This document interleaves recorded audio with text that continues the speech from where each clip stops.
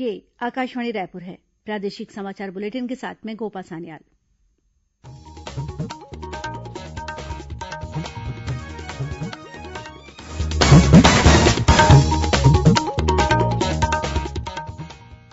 और अब पेश आज के मुख्य समाचार। उच्चतम न्यायालय ने तीनों नए कृषि कानूनों के अमल पर अगले आदेशों तक रोक लगा दी है। केंद्र सरकार ने देश के विभिन्न भागों में कोरोना वैक्सीन पहुंचाने का काम शुरू किया। राष्ट्र आज युवाओं के प्रेरणा स्रोत स्वामी विवेकानंद की जयंती राष्ट्रीय युवा दिवस के रूप में मना रहा है। और भारतीय जनता पार्टी द्वारा किसानों की विभिन्न समस्याओं को लेकर कल सभी विधानसभा क्षेत्रों में किया जाएगा प्रदर्शन।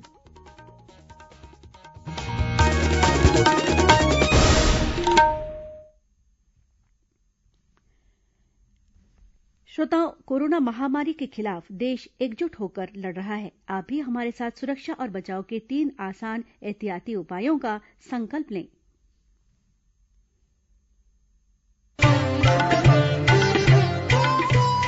कोविड-19 से बचाव और सुरक्षित रहने के 3 उपाय। मास्क लगाएं, 2 गज दूरी है जरूरी, सुरक्षित दूरी रखें, हाथ और मुंह साफ रखें।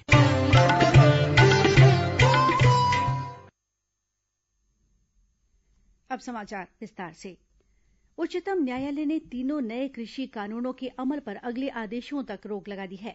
अदालत ने किसान संगठनों और सरकार के बीच बने गतिरोध को हल करने तथा बातचीत का रास्ता निकालने के लिए कृषि विशेषज्ञों की एक समिति का गठन भी किया है। शीर्ष न्यायालय ने कहा है कि वह समस्या का उचित समाधान निकालने का प्रयास कर रहा है और न्यायालय के पास कानूनों को निलंबित करने की शक्ति है। मुख्य न्यायाधीश एसए बोबड़े की अध्यक्षता वाली पीठ ने कहा कि जो लोग इस गतिरोध को दूर करने के लिए वास्तव में इच्छुक हैं, वे समिति के समक्ष अवश्य उपस्थित होंगे। उच्चतम न्यायालय की यह पीठ संसद द्वारा पारित 3 नए कृषि कानूनों की संवैधानिक वैधता को चुनौती देने वाली याचिकाओं की सुनवाई कर रही थी। पीठ ने कहा कि हम इन कानूनों की वैधता के बारे में चिंतित हैं तथा प्रदर्शनों के कारण नागरिकों के जीवन और संपत्ति की सुरक्षा के लिए भी गंभीर हैं। मुख्य न्यायाधीश ने कहा कि गठित की गई समिति कोई आदेश पारित नहीं करेगी और न ही किसी को दंड देगी, बल्कि वह अपनी रिपोर्ट उच्चतम न्यायालय को प्रस्तुत करेगी। उन्होंने कहा कि इस मामले में समिति न्यायिक प्रक्रिया का एक हिस्सा है। न्यायालय ने 26 जनवरी को गणतंत्र दिवस परेड के दौरान ट्रैक्टर रैली पर रोक लगाने संबंधी दिल्ली पुलिस की याचिका पर किसान संगठनों को नोटिस भी जारी किया। केंद्र सरकार ने देश के विभिन्न भागों में कोरोना वैक्सीन पहुंचाने का काम शुरू कर दिया है। केंद्रीय नागरिक उड्डयन मंत्री हरदीप सिंह पुरी ने कहा है कि आज नागरिक उड्डयन क्षेत्र में एक और बड़ा अभियान शुरू हुआ है। केंद्रीय सूचना और प्रसारण मंत्री प्रकाश जावड़ेकर ने कहा कि पुणे से कोलकाता और देश के अन्य भागों में कोरोना के टीके रवाना किए जा रहे हैं और विश्व का सबसे बड़ा टीकाकरण अभियान शुरू हो रहा है। इधर छत्तीसगढ़ में भी कोरोना टीकाकरण की सभी तैयारियां पूरी कर ली गई हैं।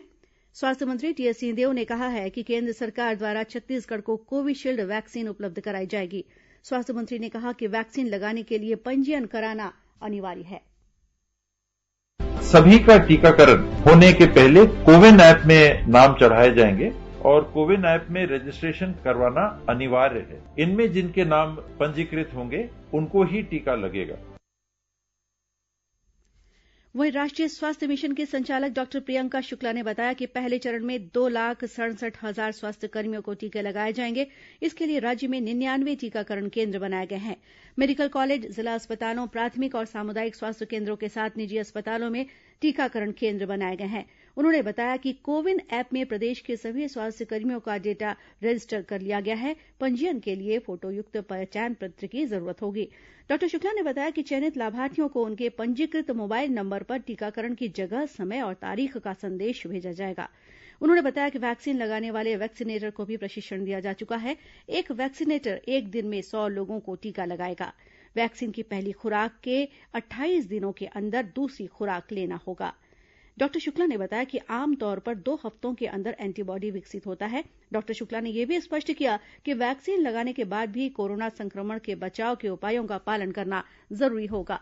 वहीं जांजगीर चांपा जिले में पहले चरण में करीब 10,000 स्वास्थ्यकर्मियों और आंगनबाड़ी कार्यकर्ताओं को कोरोना का टीका लगाया जाएगा। मुख्य चिकित्सा और स्वास्थ्य अधिकारी ने बताया कि टीकाकरण कार्य में स्वास्थ्य विभाग के करीब 100 अधिकारियों और कर्मचारियों की ड्यूटी लगाई गई है। इधर राजनांदगांव में भी 16 जनवरी से शुरू होने वाले कोरोना टीकाकरण के लिए 14,000 से अधिक स्वास्थ्यकर्मियों ने अपना पंजीयन कराया है। टीकाकरण के पहले चरण में केवल 4 बूथ से टीके लगाए जाएंगे। जिले के मुख्य चिकित्सा और स्वास्थ्य अधिकारी डॉक्टर मिथिलेश चौधरी ने बताया कि वैक्सीन को सुरक्षित रखने के लिए जिले में 54 कोल्ड स्टोरेज चेन की व्यवस्था की गई है। इस बीच प्रदेश में अब तक कोरोना संक्रमण के आंकड़े 2,90,000 के पार हो चुके हैं। वर्तमान में करीब 8,500 मामले सक्रिय हैं।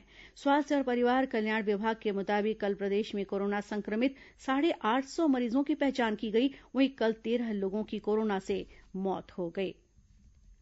राज्य में गणतंत्र दिवस कार्यक्रम के आयोजन के लिए दिशा निर्देश जारी कर दिए गए हैं। कोरोना संक्रमण से बचाव के मद्देनजर राज्य सरकार ने 26 जनवरी के कार्यक्रम को लेकर राज्य, जिला और जनपद स्तर पर कार्यक्रमों के आयोजन को लेकर अलग अलग दिशा निर्देश जारी किए हैं। इसके अनुसार सभी कार्यक्रमों में कोरोना संक्रमण से बचाव के उपायों का पालन सुनिश्चित करना होगा। वहीं इन कार्यक्रमों में स्कूली विद्यार्थी शामिल नहीं होंगे। इस बार किसी भी समारोह में सांस्कृतिक कार्यक्रम भी नहीं होंगे।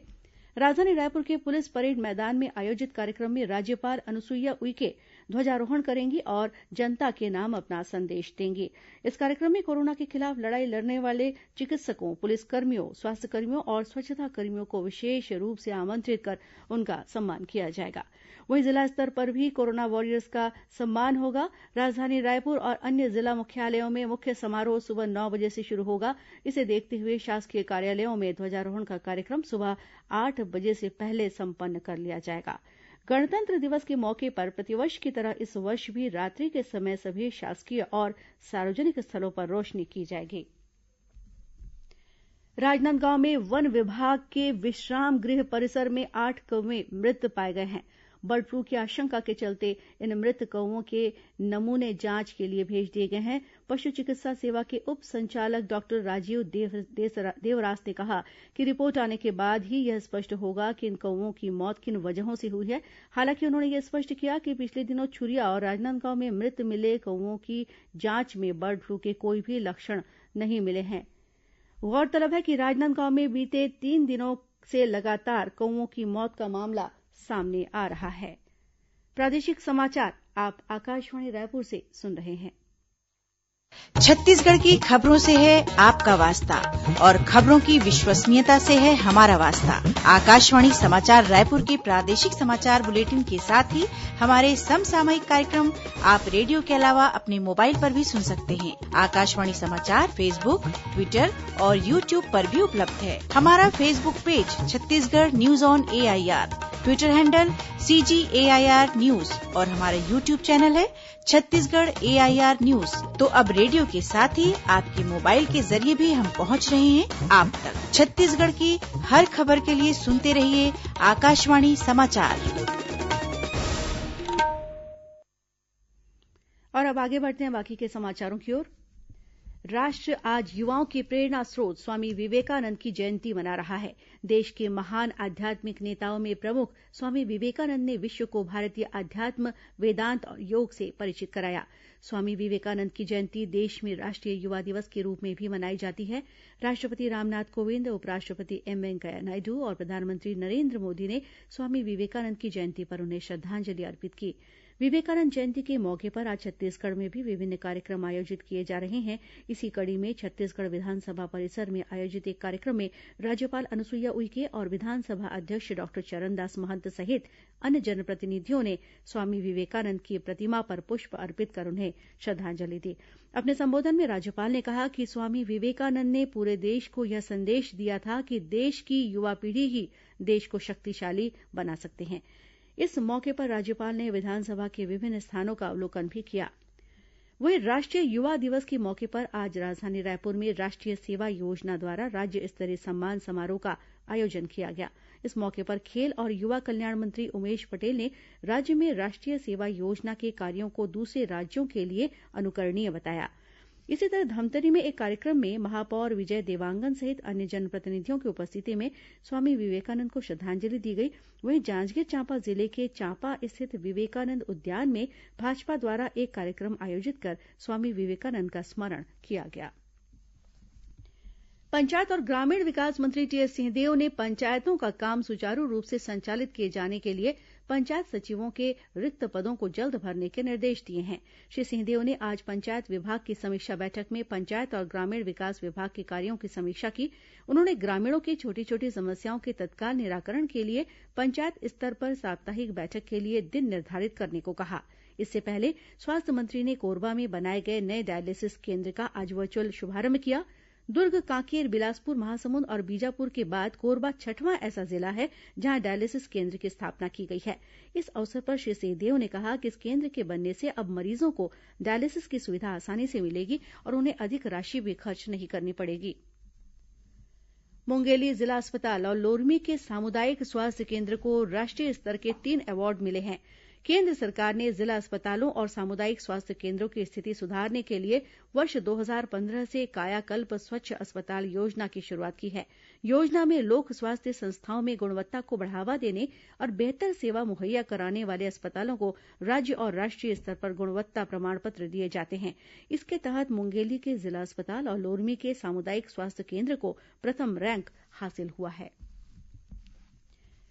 भारतीय जनता पार्टी द्वारा किसानों की विभिन्न समस्याओं को लेकर कल 13 जनवरी को राज्यभर में प्रदर्शन किया जाएगा। यह प्रदर्शन 90 विधानसभा क्षेत्रों में होगा। वहीं 22 जनवरी को जिला मुख्यालयों में प्रदर्शन करने का कार्यक्रम है। भाजपा द्वारा जारी एक बयान के अनुसार धान खरीदी में किसानों को हो रही परेशानी, बोनस राशि के वितरण, पिछले साल की धान खरीदी का पूरा भुगतान न होने, बारदानी और गिरदावरी में कमी के साथ ही किसानों की आत्महत्या के विरोध में यह प्रदर्शन होगा। रायपुर शहर के संतोषी नगर मार्ग पर भाजपा के वरिष्ठ नेता और पदाधिकारी इस प्रदर्शन में शामिल होंगे। इस बीच प्रदेश में कल 11 जनवरी तक 66,75,000 मीट्रिक टन धान की खरीदी की जा चुकी है। अब तक राज्य के करीब 16.5 लाख किसान समर्थन मूल्य पर धान बेच चुके हैं।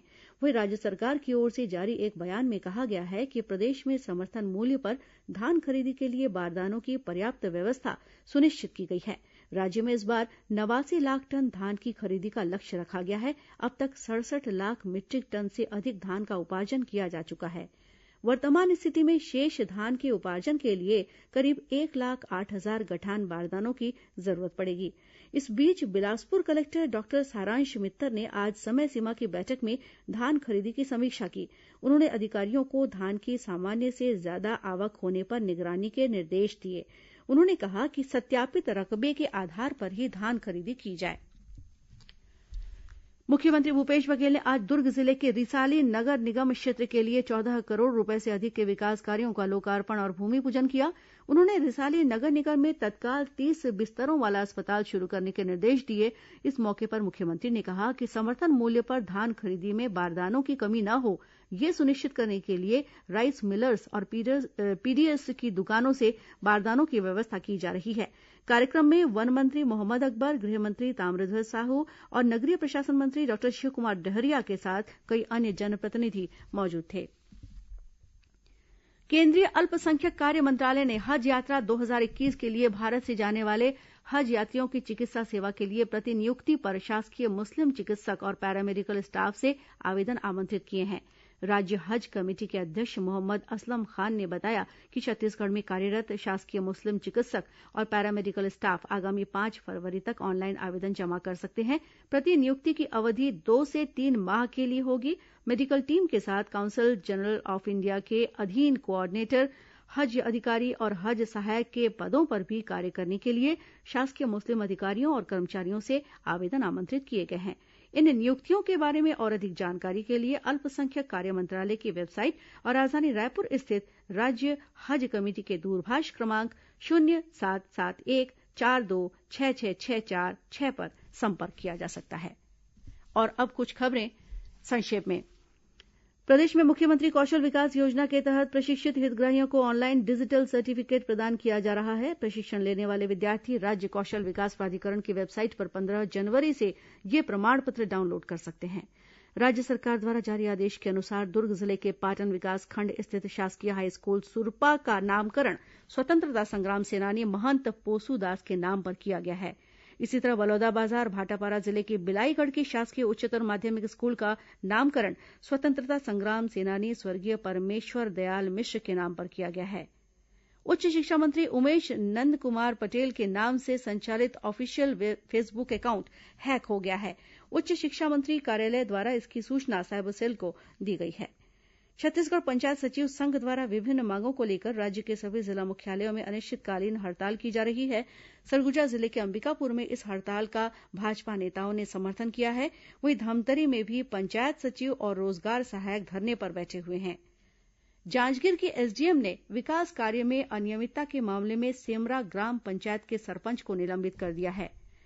राष्ट्रीय आपदा अनुक्रिया बल एनडीआरएफ द्वारा धमतरी के गंगरेल जलाशय में डूबते व्यक्ति को बचाने के लिए आपातकालीन जीवन रक्षा कार्य का मॉकड्रिल किया गया। इस अवसर पर जिला कलेक्टर और पुलिस अधीक्षक के साथ अन्य अधिकारी भी उपस्थित थे।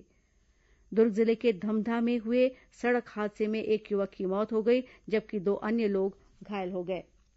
और गरियाबंद वन मंडल क्षेत्र में वन विभाग की टीम ने संयुक्त वन प्रबंधन समिति की मदद से अवैध रूप से ले जाई जा रही 42 नग साल की लकड़ी सहित एक वाहन को जब्त किया है। और अब अंत में मुख्य समाचार एक बार फिर। उच्चतम न्यायालय ने तीनों नए कृषि कानूनों के अमल पर अगले आदेशों तक रोक लगा दी है।